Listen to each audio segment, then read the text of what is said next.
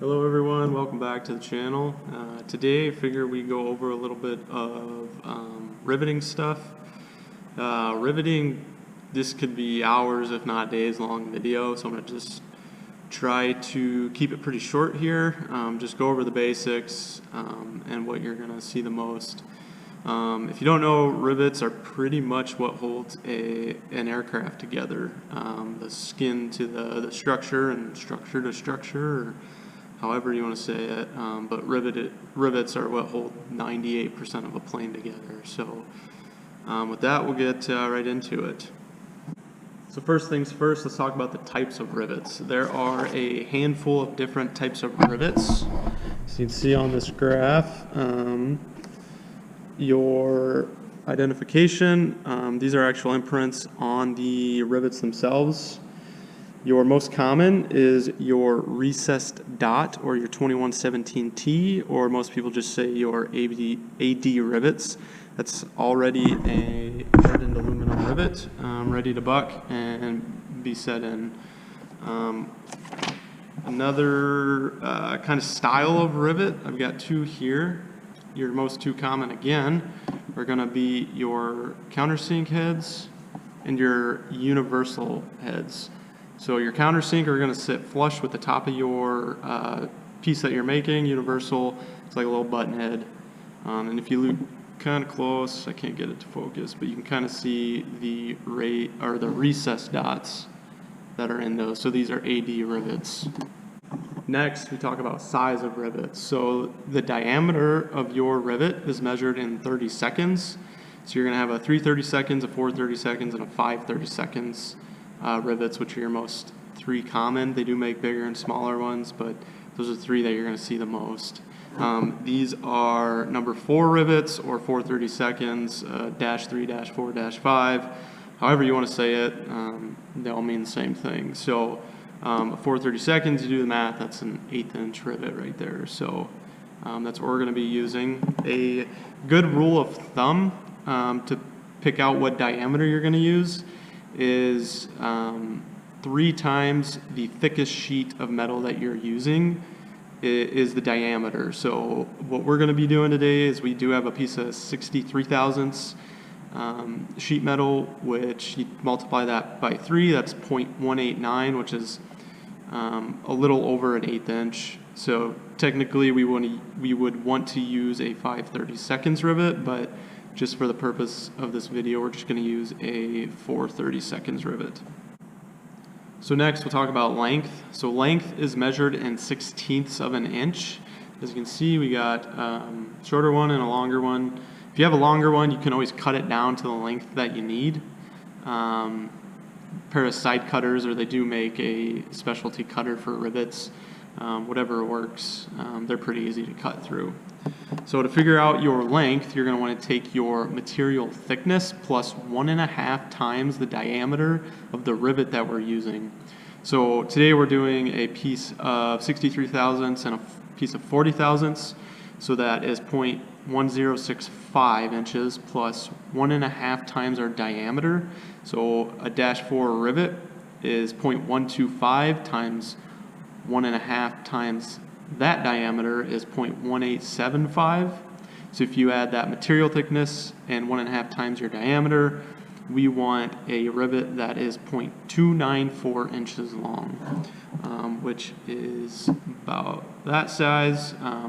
Take that to 1/16, that is about 4.5 to 5 1/16 of an inch. So that is the size that we'll be using today. When you're measuring your length on your universal heads, you're going to want to go from the bottom of your head to the tip of your rivet here. But on a countersink, since you want this flush with your piece, you're going to go from the top of your head to the bottom of your rivet, and that's how you're going to get your length. Now that we have the rivets that we're going to be using, we need to go ahead and drill our holes. So we need to figure out what drill bit to use. Once you do this a little bit, you're going to know exactly what drill bit to use with what rivet. But if you're just starting out, a good easy way to to figure out what drill bit to use is what we call the number 7 rule. So our drill bits that we're going to be using is a number index. So number 1 is our biggest, and number 60 is our smallest rivet. Now we're going to be doing something we call the number 7 rule. So if we're going to be using number 4 rivets, you're going to take 7 minus 4, which gives you 3. Add a 0, that gives you 30. So you're going to use a number 30 drill bit on a -4 rivet. For a -3 rivet, 7 minus 3 is 4.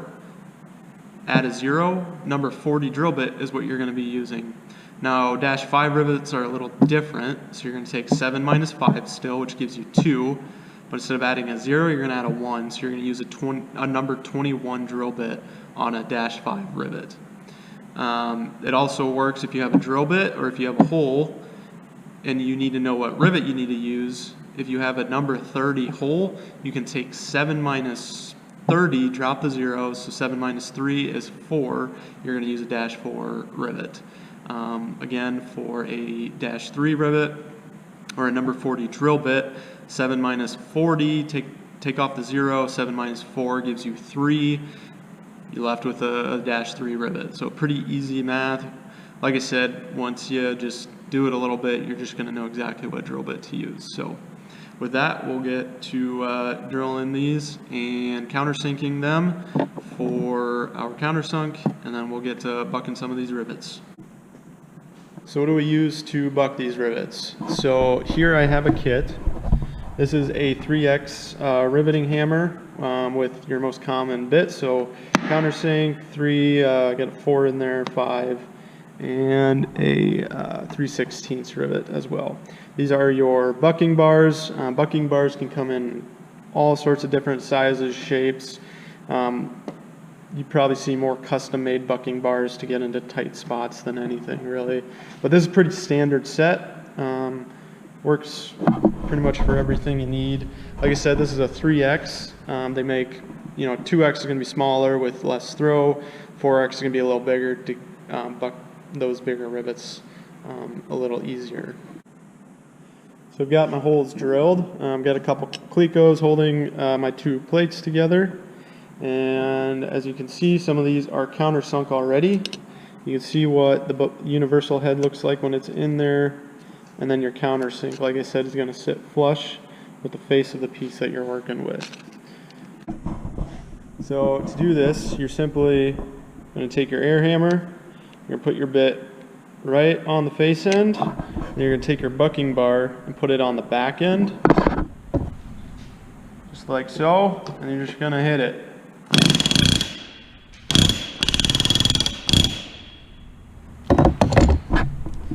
And if you did it right, that'll hold your piece right together. You won't have any marks on the front there, and the back will look something just like that with the back end smushed down.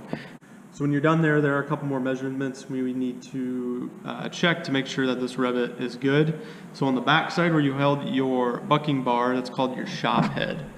And to get the proper strength of this, I suppose you could say, you want to make sure your width of your shop head is 1.5 times the diameter of your rivet, and the depth is half of your diameter.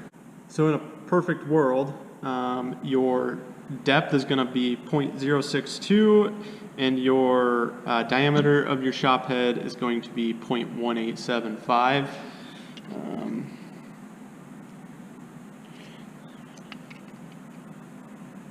So we actually bucked this just a little too much. I think that is within acceptable limits.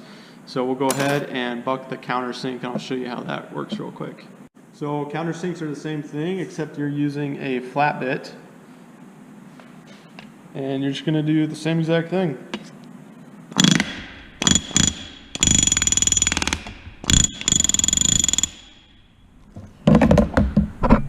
So if you did it right again, your countersink is going to be nice and flush. You should not be able to feel much difference in height between your piece and your countersink piece. And once again, you can see we bucked a little bit less than the first one that we did.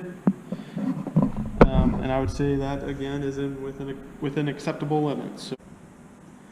So another way to set these rivets is not by bucking them, but rivet squeezers. So I don't have the dies for these, but there are little dies that can go in between here. So you actually can just squeeze your piece together, your rivet together. And these are a lot quieter. The air hammer can get pretty loud, especially if you're in a echoey plane or a building or whatever. They do make different size heads, so you can get deeper into a piece, and then they make different dies, so you can get different or use it on different size rivets or countersink rivets, whatever you need. So with that, you guys know the basics of riveting. Like I said, this video could have been hours, if not days long, if I got into every nook and cranny of riveting. When I was in A&P school, we spent weeks, if not days, on riveting and sheet metal stuff. So if you guys learned anything, leave a like down below, or if you got any questions, leave them in the comments or get a hold of me somehow. So thanks for watching.